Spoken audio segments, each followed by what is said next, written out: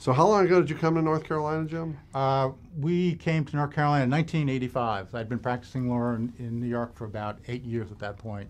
And so we started out trying to build a practice. Research Triangle is where I practiced law. At that point in time, Research Triangle was mainly kind of the headquarters for large companies, or the Southeast regional headquarters for large companies like IBM and Glaxo and the like, and not much in the startup field. And I, together with other folks in Research Triangle, got together and we decided to build an infrastructure for young technology companies to spin off out of our three big universities and the big tech companies. That took a while to accomplish, but today it's a vibrant center for young companies starting out new business plans and growing their businesses. And that's probably 90% of my clients can be described someplace in the stages of in the garage or starting out in the laboratory all the way up. I still represent some investors and also represent some small public companies. So I still dabble in the disclosure arts of a securities lawyer, but I do a lot more things than I used to do when I was stuck in an office in New York doing the same deal over and over again. So it sounds like you went from New York City, came to the land of new businesses and technology, and really rolled your sleeves up and got in much deeper with the companies and with your clients. Yeah, I think that's the case. So one, it kind of reflects my Peace Corps background. Addition to teaching, what Peace Corps people do is economic development work.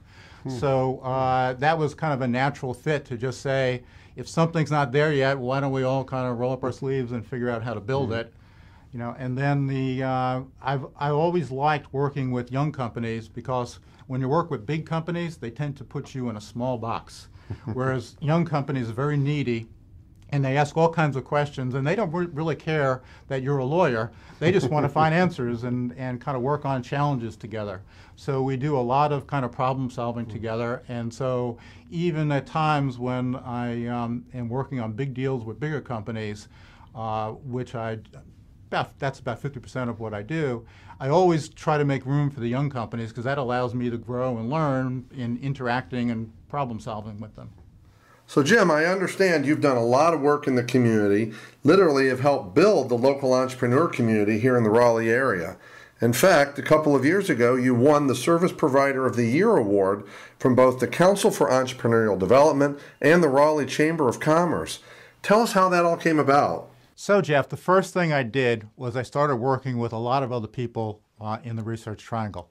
There were about 24 lawyers, consultants, accountants, and other business people, and some university administrators who were rolling up our sleeves together to try to build a vibrant infrastructure for startup companies.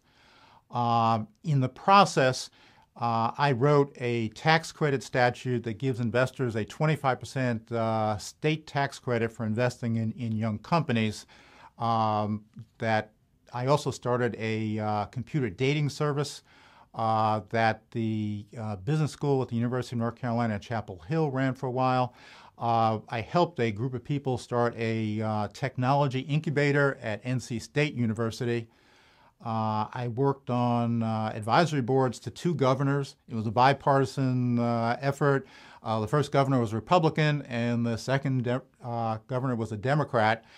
We often complained about people not working together, but the Research Triangle was one of those places at the time where people actually just cared about solving problems. So we also did seminars and the like. So basically this group of 24 or so people all working together, and we took turns getting awards. So that's how I won my awards. It's kind of a group effort, and we all kind of took turns. I would say that not all of these things that we did were successful, but maybe the most important thing we did was to demonstrate to the community that you could fail, pick yourself up, and try again and succeed later, which I think is a big part of entrepreneurial success. Being willing to take risks, fail, learn from your mistakes, and move forward. I think of all the things that I did, probably that tax credit was the most effective. It's still in existence 20 years later. Entrepreneurs are still raising money because of that for their startup companies. And I think it's played a real role in helping shape the Research Triangle. I'm glad I was able to be in North Carolina at that time. I made a lot of good friends, and I think that's a good way to make friends. You pick up, roll up your sleeves together, and you solve problems together. Those friendships last a lifetime.